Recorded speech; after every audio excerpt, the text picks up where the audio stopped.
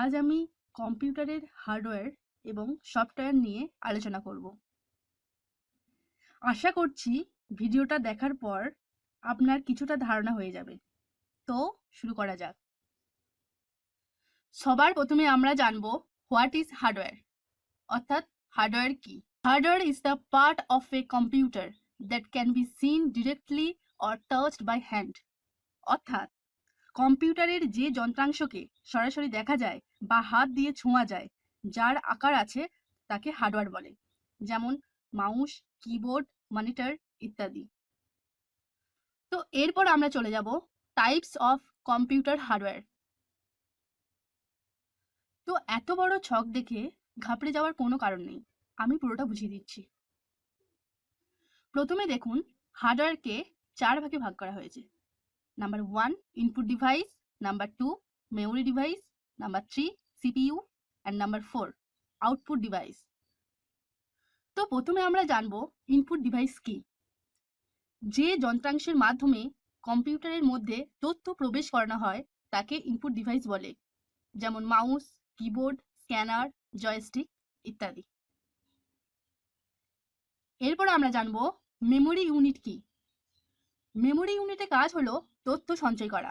এটি দুই প্রকারের, নাম্বার 1 টেম্পোরারি মেমোরি আর নাম্বার 2 পার্মানেন্ট মেমোরি, অর্থাৎ অস্থায়ী মেমোরি এবং স্থায়ী মেমোরি।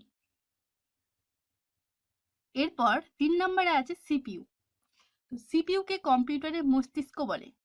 এর কাজ হলো ইনপুট করা তথ্যকে প্রসেস করা। সিপিইউ এর পুরো নাম হলো সেন্ট্রাল প্রসেসিং ইউনিট।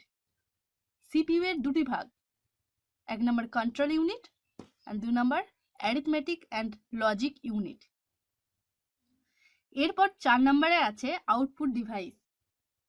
যে যন্ত্রাংশের মাধ্যমে কম্পিউটার কোনো তথ্য বাইরে বের করে দেয় তাকে আউটপুট ডিভাইস বলে, যেমন মনিটর, প্রিন্টার, স্পিকার ইত্যাদি। এরপর আমরা জানবো কন্ট্রোল ইউনিট কি। কন্ট্রোল ইউনিট হলো, এটি একটি সিপিইউ এর অংশ। এর কাজ হলো কম্পিউটারকে পরিচালনা করা। এরপর আছে অ্যারিথমেটিক অ্যান্ড লজিক ইউনিট। এর কাজ হলো কম্পিউটারের গাণিতিক ও লজিক্যাল কাজগুলি করা। তো এরপরে আমরা জানবো র্যাম। র্যাম কি? র্যাম হলো একটি অস্থায়ী মেমোরি। আমরা যখন কোনো কাজ করি সেটা র্যামের মধ্যে করি। র্যামের ক্ষমতা বেশি হলে কম্পিউটারে গতি বেশি হয়।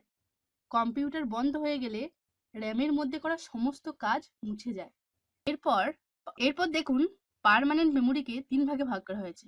নাম্বার 1 রম, নাম্বার 2 রিমুভেবল ড্রাইভস আর নাম্বার 3 হার্ড ডিস্ক। এবার আমরা জানবো রম কি। রম একটি স্থায়ী মেমোরি।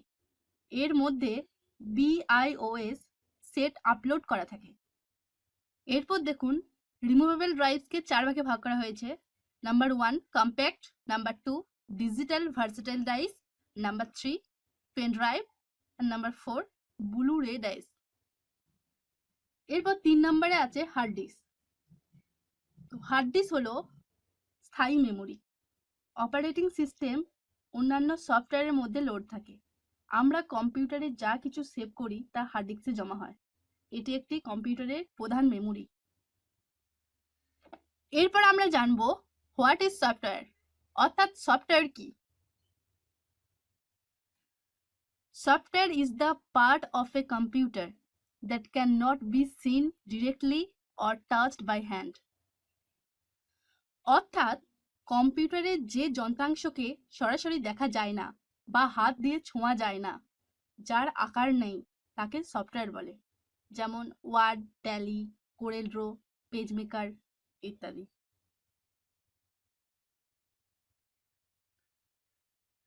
এখানে দেখুন, সফটওয়্যারকে 2 ভাগে ভাগ করা হয়েছে। নাম্বার 1 সিস্টেম সফটওয়্যার আর নাম্বার 2 অ্যাপ্লিকেশন সফটওয়্যার। এরপর দেখুন, সিস্টেম সফটওয়্যারকে 2 ভাগে ভাগ করা হয়েছে। নাম্বার 1 অপারেটিং সিস্টেম আর নাম্বার 2 ইউটিলিটি সফটওয়্যার। আমরা জানবো সিস্টেম সফটওয়্যার কি। সিস্টেম সফটওয়্যারের দ্বারা কম্পিউটার পরিচালনা করা যায়। এরপর আছে অ্যাপ্লিকেশন সফটওয়্যার। অ্যাপ্লিকেশন সফটওয়্যার এমন এক ধরনের কম্পিউটার প্রোগ্রাম যা ব্যক্তিগত, শিক্ষামূলক এবং ব্যবসায়িক কার্য সম্পাদন করে। এরপর সিস্টেম সফটওয়্যারকে দুই ভাগে ভাগ করা হয়েছে। Number 1 operating system, number 2 utility software. Operating system computer পরিচালনা করতে ব্যবহৃত হয়, যেমন ডস, উইন্ডোজ, লিনাক্স ইত্যাদি। ইউটিলিটি সফটওয়্যার কম্পিউটার পরিচালনা করার ক্ষেত্রে আনুষঙ্গিক কাজে সাহায্য করে, যেমন antivirus, disk defragment and disk cleanup ইত্যাদি। তো আজ এই পর্যন্তই। নতুন ভিডিও পাওয়ার জন্য চ্যানেলটিকে সাবস্ক্রাইব করে পাশের বেল আইকনটিতে ক্লিক করবেন। আপনারা ভালো থাকুন, সুস্থ থাকুন। Thank you.